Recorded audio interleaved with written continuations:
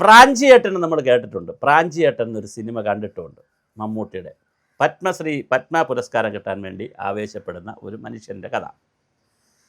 ഒരു കാലഘട്ടത്തിൽ ഇന്ത്യയിൽ പത്മ പുരസ്കാരം അങ്ങനെയൊക്കെ തന്നെയായിരുന്നു. ഇപ്പോൾ കുറച്ചുകൂടെ വ്യത്യാസമുണ്ട്. പാർട്ടിക്കാർക്ക് കൊടുക്കും, BJP സംഘപരിവാരമായിട്ട് ബന്ധമുള്ളവർക്ക് കൊടുക്കും. എന്നാലും കുറേയൊക്കെ മെച്ചപ്പെട്ടിട്ടുണ്ട്. കുറേ ജെന്യുവിനായിട്ടുള്ള ആളുകൾക്ക് പത്മ പുരസ്കാരങ്ങൾ കിട്ടുന്നു. ഞാൻ പറഞ്ഞു വരുന്നത് പത്മ പുരസ്കാരമല്ല. ലോകത്ത് ഉണ്ടപ്പൊരി രാജ്യങ്ങൾ ഒരുപാടുണ്ട്. 100-200 രാജ്യങ്ങളുണ്ട്. അതിനകത്ത് കുഞ്ഞു ഉണ്ടപ്പൊരി രാജ്യങ്ങളുണ്ട്. കുഞ്ഞു രാജ്യങ്ങളുണ്ട്. അവർക്ക് ഒരു ഗതിയുമില്ല, പരഗതിയുമില്ല.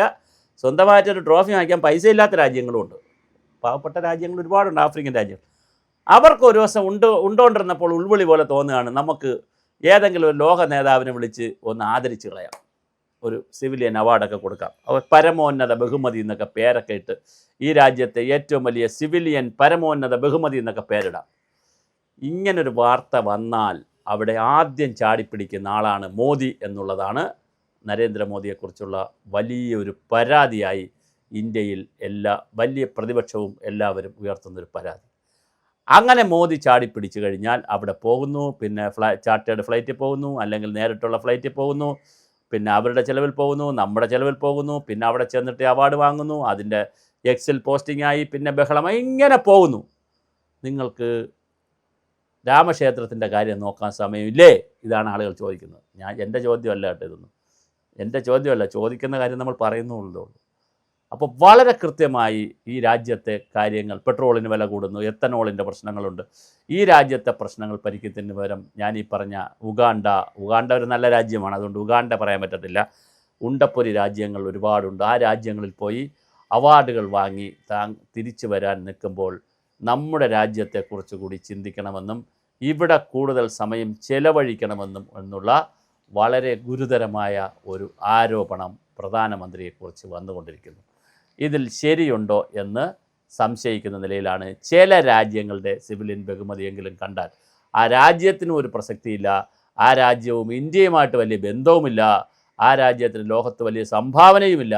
അങ്ങനെയുള്ള കുഞ്ഞു രാജ്യങ്ങൾ വരെ സിവിലിയൻ അവാർഡ്, പരമോന്നത ബഹുമതി, ഏറ്റവും ഉയർന്ന അവാർഡ് എന്നൊക്കെ പറഞ്ഞ് അവാർഡുകൾ കൊടുക്കുന്നു.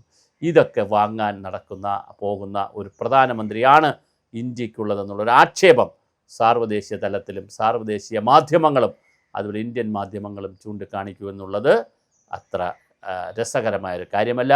ചൂണ്ടിക്കാണിക്കുന്നതിൻ്റെ ശരിതെറ്റുകൾക്കപ്പുറം ഇതിങ്ങനെ സംഭവിക്കുന്നുണ്ടെങ്കിൽ അത് തീർച്ചയായും പ്രധാനമന്ത്രി ചർച്ച ചെയ്യപ്പെടുകയും പ്രധാനമന്ത്രി അതിൽ ഒരു പുനർവിചിന്തനം നടത്തുകയും വേണം. ഇനി അങ്ങനെ ആരെങ്കിലും സിവിലിയൻ അവാർഡ് പ്രഖ്യാപിച്ചാൽ അവരിങ്ങനെ അയച്ചു തന്നാൽ മതി, അല്ലെങ്കിൽ മറ്റാരെങ്കിലും അയച്ചാൽ മതി.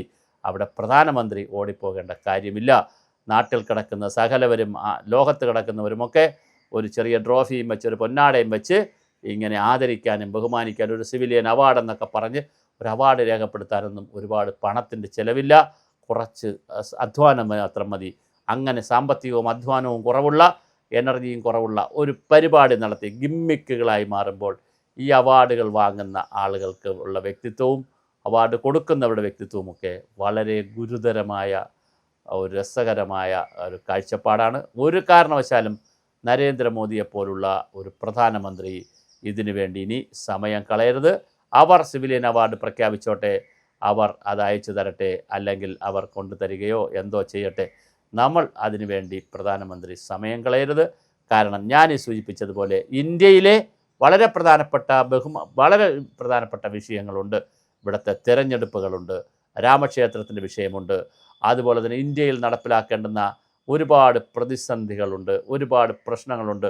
പെട്രോൾ വിലയുടെ പ്രശ്നങ്ങളുണ്ട്, വിദേശത്തെ യുദ്ധം നമ്മളെ ബാധിക്കുന്ന പ്രശ്നങ്ങളുണ്ട്, എത്തനോൾ ഉപയോഗിക്കുന്നതുമായി ബന്ധപ്പെട്ട പ്രശ്നങ്ങളുണ്ട്. അപ്പോൾ രാജ്യത്തെ ബാധിക്കുന്ന അതുപോലെ തന്നെ SIRുമായി ബന്ധപ്പെട്ട പ്രശ്നങ്ങൾ ഇവിടെ ചർച്ച ചെയ്യുന്നു. ഒരുപാട് വിമൺ ബില്ലുമായി ബന്ധപ്പെട്ട ചർച്ചകൾ, അങ്ങനെ വളരെ ഗൗരവതരമായി രാജ്യത്തെ ചർച്ച ചെയ്യേണ്ടതും രാജ്യത്ത് ഇപ്പോൾ സെൻസസ് നടക്കുന്നു, അതിലൊക്കെ വലിയ ഒരു വിവാദങ്ങളും തർക്കങ്ങളും ഒക്കെ നടന്നുകൊണ്ടിരിക്കുന്ന ഒരു സമയമാണ്. ഈ സമയത്ത് പ്രധാനമന്ത്രിയുടെ കൂടുതൽ സമയം ഇന്ത്യക്ക് വേണ്ടി ചിലവഴിക്കണം എന്നാണ് എല്ലാവരുടെയും അഭിപ്രായമായി പൊതുമണ്ഡലത്തിൽ വന്നിരിക്കുന്നത്. അതുകൊണ്ട് തന്നെ പ്രധാനമന്ത്രി അങ്ങേ ആക്ഷേപിക്കുന്നതോ അധിക്ഷേപിക്കുന്നതോ അങ്ങ് വാങ്ങുന്ന അവാർഡുകളെ കുറച്ച് കാണുന്നതോ അല്ല.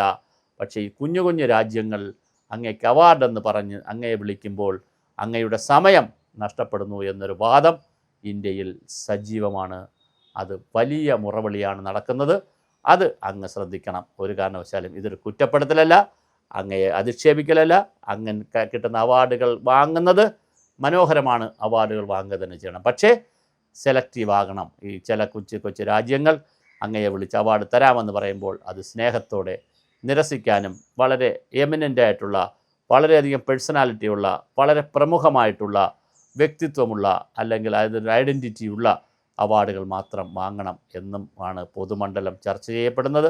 അല്ലാതെ കൊച്ചു അവാർഡുകളുടെ പുറകെ പോകുന്നതിനും അതിനുവേണ്ടി ചിലവാക്കുന്ന ഊർജവും സമയവും അധ്വാനവും സമ്പത്തും എല്ലാം ഒരു തരത്തിൽ ആലോചിച്ചാൽ, അല്ലെങ്കിൽ മറ്റൊരു തരത്തിൽ ചിന്തിച്ചാൽ അത് നഷ്ടമാണ്. അത് സിവിലിയൻ അവാർഡുകളെന്ന് പറഞ്ഞ് രാജ്യങ്ങളെ സംബന്ധിച്ചിടത്തോളം അവാർഡുകൾ തരാനൊരു ആവേശം കാണിക്കും.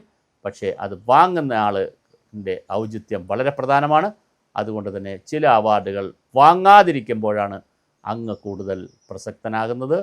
ചിലത് വാങ്ങുമ്പോഴും ചിലത് വാങ്ങാതിരിക്കുമ്പോഴും ചിലത് നിരസിക്കുമ്പോഴുമാണ് അങ്ങയുടെ വ്യക്തിത്വം കൂടുതൽ മികച്ചു നിൽക്കുന്നത്. അതുകൊണ്ട് തന്നെ അങ്ങയുടെ ചിന്ത അങ്ങേക്കുള്ളതാണ്, തീരുമാനം അങ്ങാണ് എടുക്കേണ്ടത്. പക്ഷേ ഇതൊരു പൊതു ചർച്ച, പൊതുമണ്ഡലത്തിൽ ഇത് കിടക്കുന്നത് കൊണ്ട് മാത്രം നമ്മളിത് സൂചിപ്പിച്ചതാണ്.